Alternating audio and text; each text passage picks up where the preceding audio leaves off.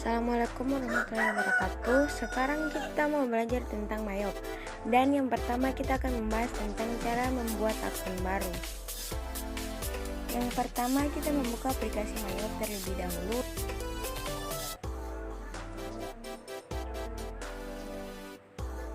Lalu akan muncul beberapa menu Mayop. Nah, kita akan membuat data perusahaan baru, maka kita pilih menu Create. Nah, di sini ada Welcome to the Mayop. Kita pilih Next. Nah, di sini informasi perusahaan. Kita harus mengisi informasi perusahaan. Setelah mengisi informasi perusahaan, klik Next untuk melanjutkan. Ada menu Current Financial Year. Di sini, load month adalah bulan terakhir di mana buku berjalan. Sedangkan conversion month adalah awal di mana dilakukannya buku berjalan. Untuk periodenya, kita menggunakan periode the trend.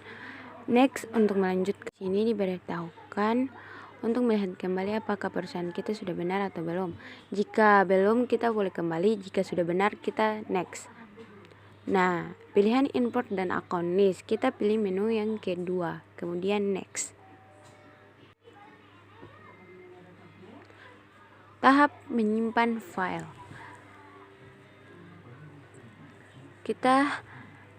Untuk tahapan ini, kita akan menyimpan file pada dokumen yang ada di laptop. Di sini klik change, terus di sini kita pilih dokumen untuk menyimpan filenya. Dan di sini saya akan mengganti namanya menjadi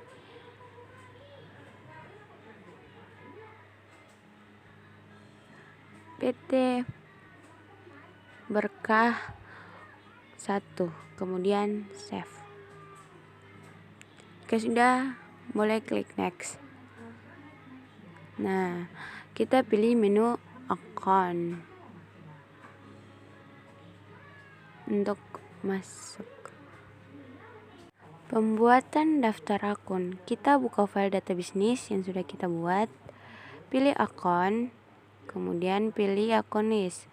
Di sini kita akan membahas 1. Mengedit akun, 2. Menghapus akun, 3. Membuat akun baru. Di sini kalian bisa lihat bagaimana cara untuk menghapus akun, mengedit akun, dan membuat akun baru.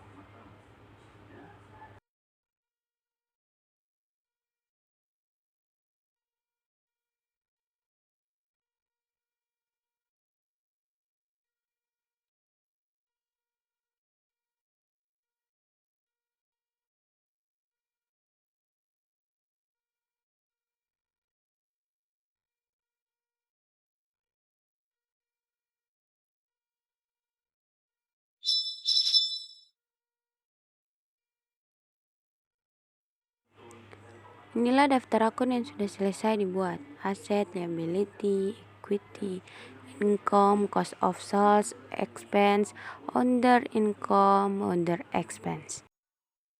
Linked account. Klik setup, pilih linked account, terus ke banking account.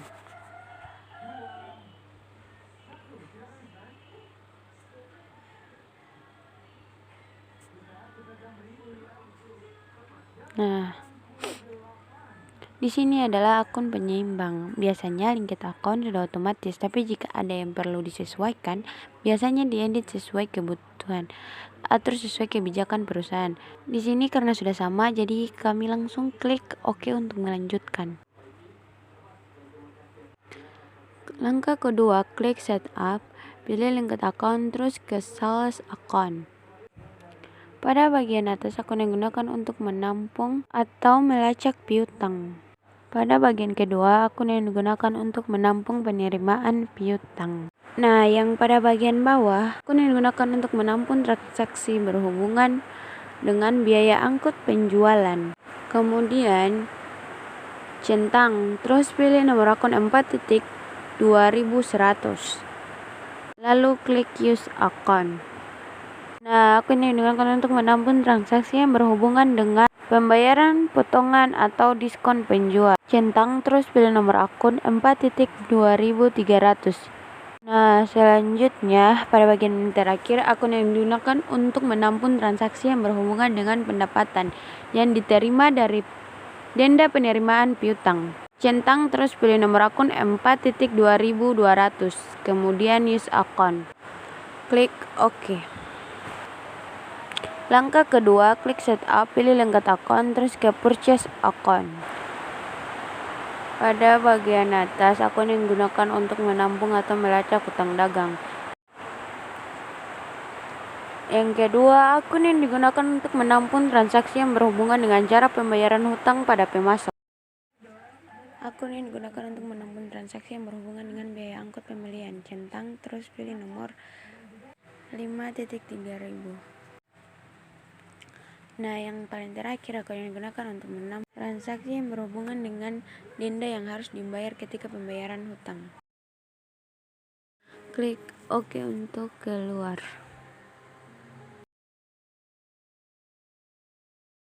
Menginput saldo awal neraca.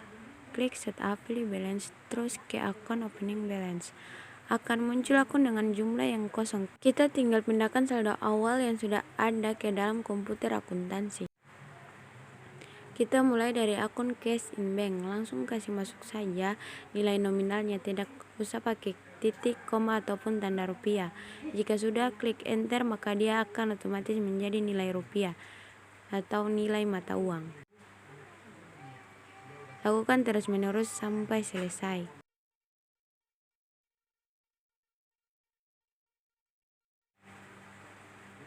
Hasil jika semua sudah selesai, maka akan seperti ini.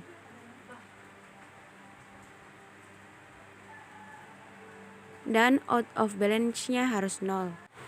Akun list dan setting pajak. Klik list, pilih tax codes. Ada beberapa macam kode pajak yang sudah disediakan oleh Mayop. Agar terlihat rapi dan tidak membingungkan, hapus daftar akun yang tidak digunakan. 1. Pilih pajak yang akan dihapus. 2. Klik kanan. Dan yang terakhir, delete tax code. Sisihkan GST dan enter. Untuk membuat PPN, klik GST. Untuk diedit, double klik. Ganti menjadi PPN. Ganti menjadi pajak penambahan nilai.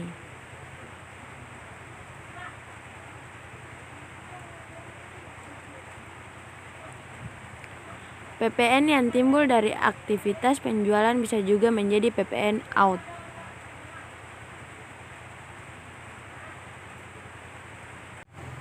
PPN yang timbul dari aktivitas pembelian bisa juga menjadi PPN income. Diisi jika terhubung dengan otomatis pajak. Saldo awal piutang dan hutang. Pilih setup, kemudian pilih balance, kemudian pilih customer balance. Nah, pada bagian ini kita akan bikin saldo awal piutang terlebih dahulu.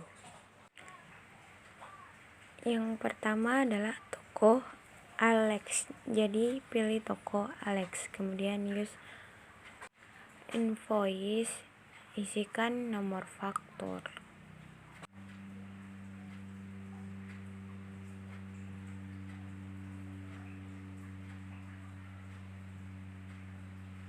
Kemudian enter. Jangan lupa isi tanggal. Kemudian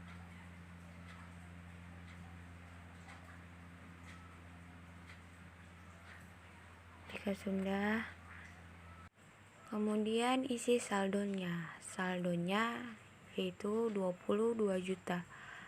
Saldonya itu sudah termasuk pajak.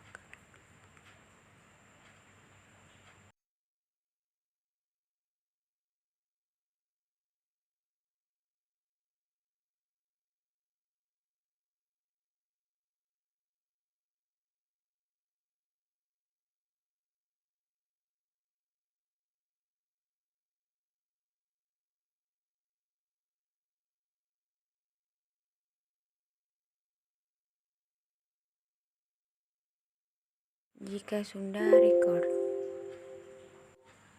Dan lanjut pada bagian yang kedua. Nah, ini toko-toko yang memiliki piutang tersebut. Kemudian setup, pilih balance, kemudian supplier balance.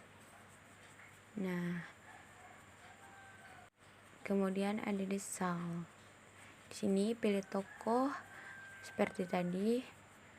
Di sini saya akan pilih toko PT Nusa Persada. PO-nya tidak perlu diisi, langsung pada tanggalnya.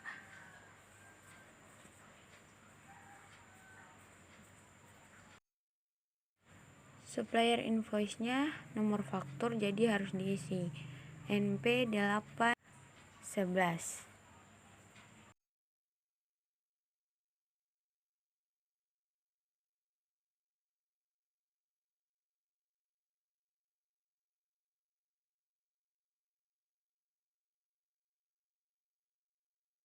Dan jangan lupa isi memonya. Memo atau keterangan.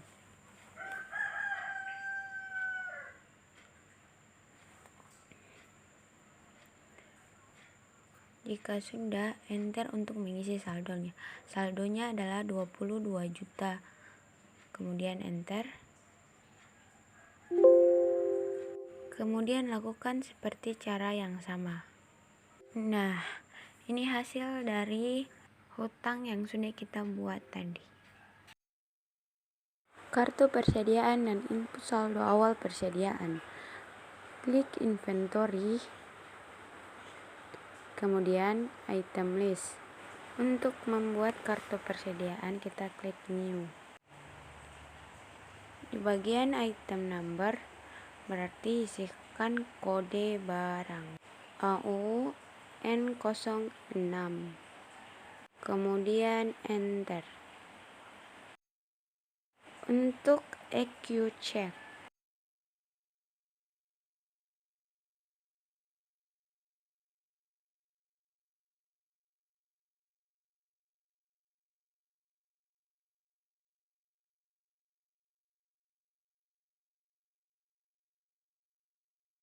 kemudian untuk persediaan barang dagangan berarti saya beli iya, saya jual, saya simpan juga ya. Berarti tiga-tiga ini dicontreng semua. Setelah itu isi link kitnya. Cost of sales berarti cost of goods sold. Karena yang kedua minta sales, berarti di sini harus sales.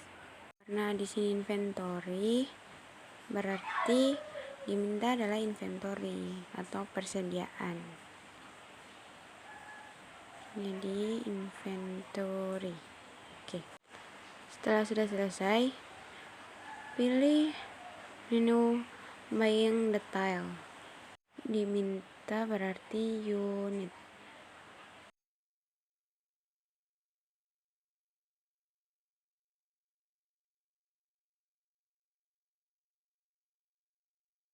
Karena ini membeli berarti PPN.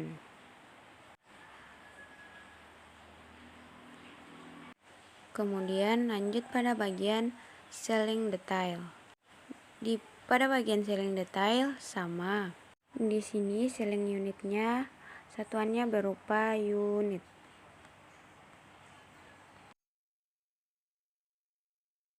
Dan pajaknya adalah PPN. Klik purchase, klik enter purchase, klik supplier. Suppliernya diisi dengan Nusa Persada. Kemudian use account. Tanggalnya sama jadi tidak perlu diganti. Klik supplier invoice, isikan nomor returnnya. Setelah diisi nomor returnnya, enter untuk melanjutkan. Nah, jika retur kuantitas barang, dahului dengan tanda min. Jadi klik bill untuk mengisi dengan min 2. Setelah itu, klik item number. Klik enter, pilih sesuai pertanyaan. Di sini saya isi dengan EQ check. Kemudian klik enter, pilih auction. Kemudian use account. Nah, di sini amountnya sudah otomatis. Maka di sini subtotalnya menjadi min 2.200.000, pajaknya adalah min 220.000, jadi total amountnya min 2.420.000. Klik record dan cancel untuk membuat transaksi berikutnya. Langkah kedua, klik purchase register. Pada tampilan ini, pilih di tab return and debit. Nah, ini akan muncul transaksi yang kita kerjakan tadi. Klik upload purchase ID, isikan nomor returnnya. RNP3-12. Kemudian klik date atau tanggal. Masukkan tanggal sesuai soal, yaitu tanggal 5 Desember 2013. Klik pada bagian bawah tabel karena sesuai dengan soal. Jika sudah selesai, klik record. Jika sudah, close. Oke, jadi di sini kita akan membuat entry jurnal nota kontan. Klik sales, klik enter sales. Klik customer, karena ini termasuk penjualan tunai, jadi pilih penjualan tunai. Kemudian use account. Nah, pada tampilan ini, klik ID untuk memasukkan nomor nota kontan. Nomornya yaitu NK12 strap 1. Klik date untuk memasukkan tanggalnya. Tanggalnya yaitu 9 Desember 2013. Kemudian klik pada tabel, isi sesuai dengan yang ada pada soal tersebut, yaitu 6 unit. Kemudian enter, pilih account check, kemudian use account. Kemudian pada bagian bawahnya 10 unit, pilih auction, kemudian use item. Kemudian isi price-nya atau harga sesuai pada soal. Harga dari 6 unit yaitu 800.000. Harga dari 10 unit yaitu 900.000. Jadi di sini karena memakai jasa pengiriman, jadi jasa freight-nya diisi dengan 135.000. Jadi subtotalnya sebesar 13.800.000, teksnya sebesar 1.380.000 dan jumlahnya adalah 15.315.000. Dan karena ini penjualan tunai, jadi pay today-nya harus diisi sama dengan jumlah. Jadi di sini kita isi sebesar 15.315.000 rupiah. Untuk mengecek jurnalnya kembali, Ctrl R. Nah, di sini kita bisa lihat sesuai jurnal yang sudah kita buat. Jika sudah selesai, klik OK, kemudian record untuk menyimpan dan cancel untuk keluar. Penyesuaian dari PT Berkah dari dokumen 27. Record untuk menyimpan dan cancel untuk keluar. Jadi pertama-tama di sini kita akan melihat saldo perlengkapan, pilih menu account, kemudian di sini pilih standar balancing. Dan di sini kita bisa lihat supplies-nya yaitu 7.300.000. Dan jika sudah memastikannya, kita boleh saja keluar, klik close, kemudian klik close lagi, dan kita akan membuat penyelesaian selanjutnya. Dan kemudian untuk dokumen kita isi dengan BN12-4 dan tanggalnya sesuai pada soal. Memonya kita bisa isi supplies dan asuransi. Untuk akunnya kita pakai supplies expense. dan kita masukkan angkanya itu sebesar 3.300.000. Kemudian di kredit adalah supplies. Ya, jadi untuk dokumen tanggal 28 ini kita menggunakan pendekatan neraca. Jadi di awal pada saat pembelian supplies atau perlengkapan dicatat dengan akun debit supplies, debit kredit, kas atau bank, sehingga di akhir penyesuaian kita akan sesuaikan berapa persediaan supply yang terpakai, yaitu dengan mendebit supply, expense, dan debit supplies. Kemudian selanjutnya untuk beban asuransi kadaluarsa, jadi kita akan menjurnal sebagai debit beban asuransi sebesar 2.500.000. Kemudian mengkredit asuransi yang kita pakai adalah prepaid insurance. Jadi ini juga sama menggunakan pendekatan neraca. Jadi kita akan jurnal sebesar perlengkapan yang terpakai. Karena ini out of balance-nya sudah 0, berarti sudah seimbang. Ctrl R untuk melihat jurnalnya. Jika sudah pas seperti ini, klik OK, kemudian record. Ya, jadi di sini kita akan membuat penyelesaian dokumen 29. Di sini kita centang semuanya karena tidak ada rekening koran. Jadi out of balance-nya sudah 0, jadi kita merekonsilidasi. Apabila out of balance-nya belum 0, berarti ada pekerjaan kita yang salah. Kemudian biasanya di rekomendasi bank kita diberikan data minimal tentang biaya administrasi bank dan pendapatan jasa giro atau pendapatan bunga bank. Jadi kita akan langsung entry di sini di bank entry. Jadi di bank entry ini kita akan mengentry langsung 2 jurnal yang harus kita entry. Bagian pertama di atas adalah service charge atau biaya administrasi bank, dan di bagian kedua adalah interest on atau pendapatan bunga bank atau pendapatan jasa giro. Jadi di service charge misalnya kita masukkan biaya administrasi bank, misalnya kita masukkan 10.000. Kemudian di expense account kita bisa pilih biaya administrasi bank. Kemudian yang untuk di interstone ini bisa kita masukkan dulu lainnya, kemudian income account-nya, pendapatan bunga bank, dan di sini bisa kita lihat entrance income. Seperti ini. Jadi jika ada data tentang biaya administrasi dan pendapatan bunga.